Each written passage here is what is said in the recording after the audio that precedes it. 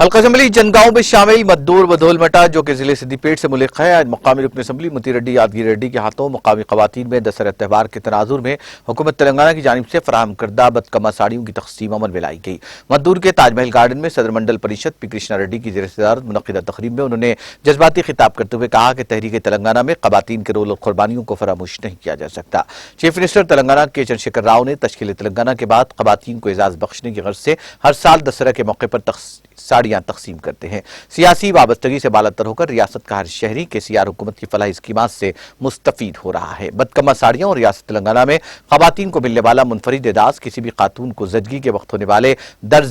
درد ذہ کے کچھ حد تک ازالے کی کے سیار حکومت کی کوشش کے مترادف ہے۔ انہوں نے بتایا کہ خواتین کو ہونے والی تکلیف کو تاحال کسی سائنسداں یا طبی ماہر ڈاکٹر نے محسوس نہیں کیا، تاہم وزیر اعلیٰ تلنگانہ کے چندرشیکھر راؤ نے محسوس کرتے ہوئے خواتین کو باوقار عہدوں سے نوازا۔